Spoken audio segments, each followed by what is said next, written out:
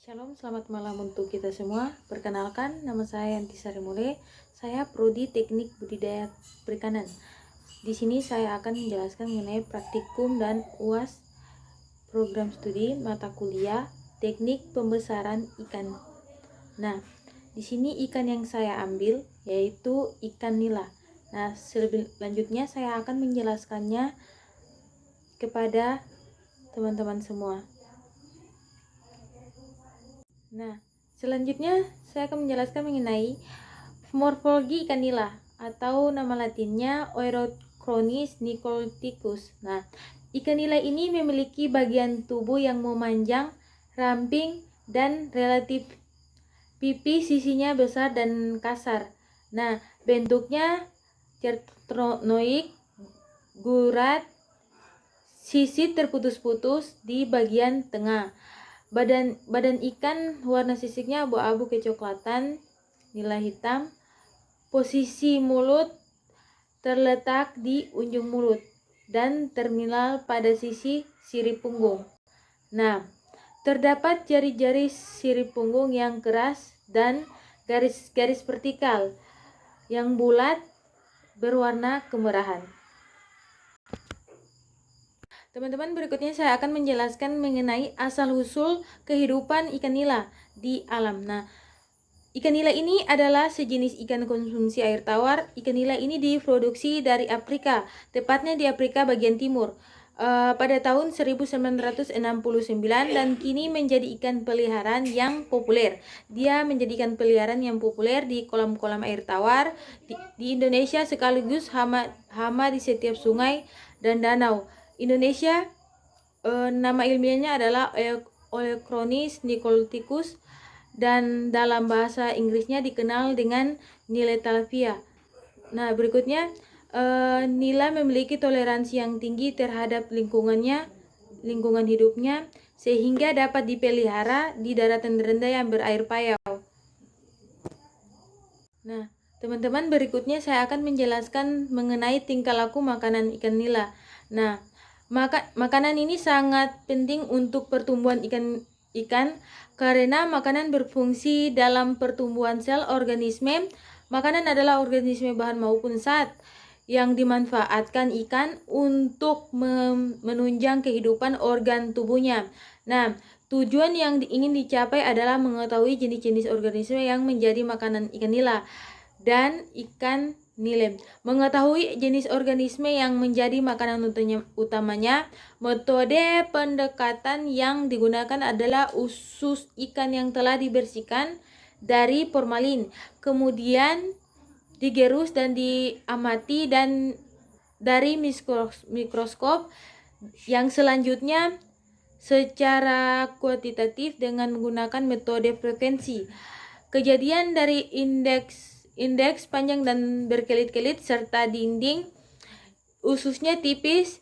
Kesimpulan yang diperoleh adalah bahwa berdasarkan isi usus ikan merupakan plakvivor dan jenis makanan utama.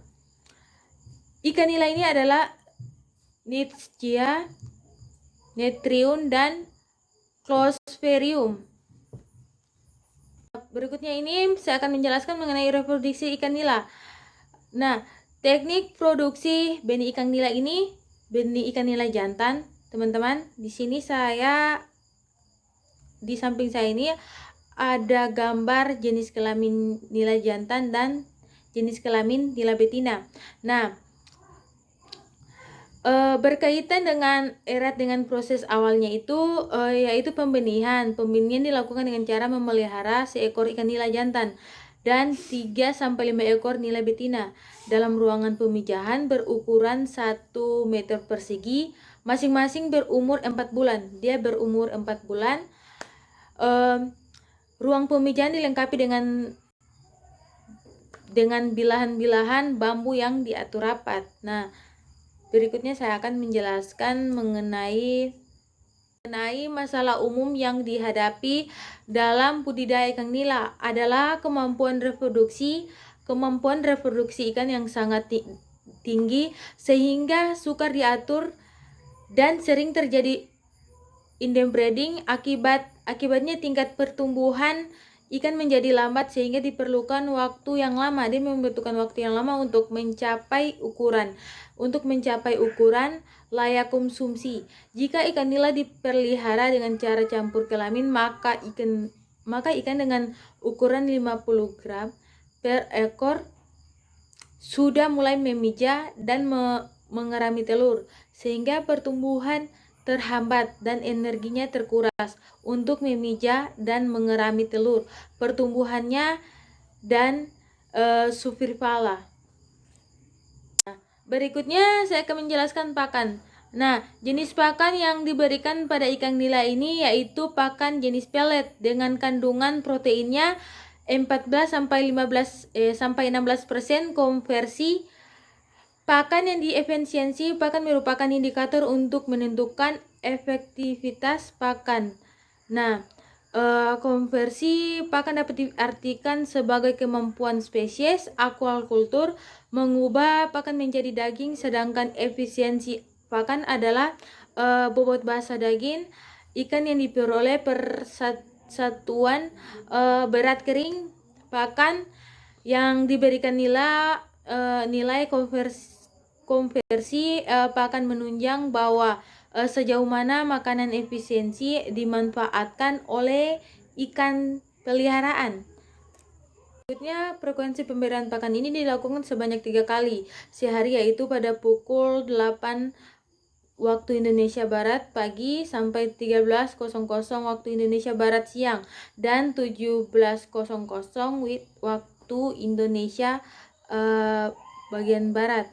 Nah, sore hasil yang didapatkan menunjang bahwa diperlakukan pemberian pakan ini tidak berpengaruh nyata terhadap pertumbuhan dan kelangsungan hidup ikan nila tersebut. Nah,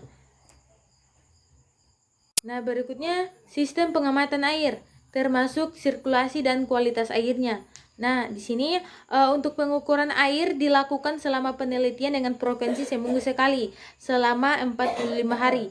Nah, dalam 45 hari masa pemeliharaan pada kolam air diam air bergerak, terbukti bahwa pada kolam air bergerak dengan berat yang sama, ikan memiliki pertumbuhan yang panjang yang lebih dibandingkan dengan kolam air diam.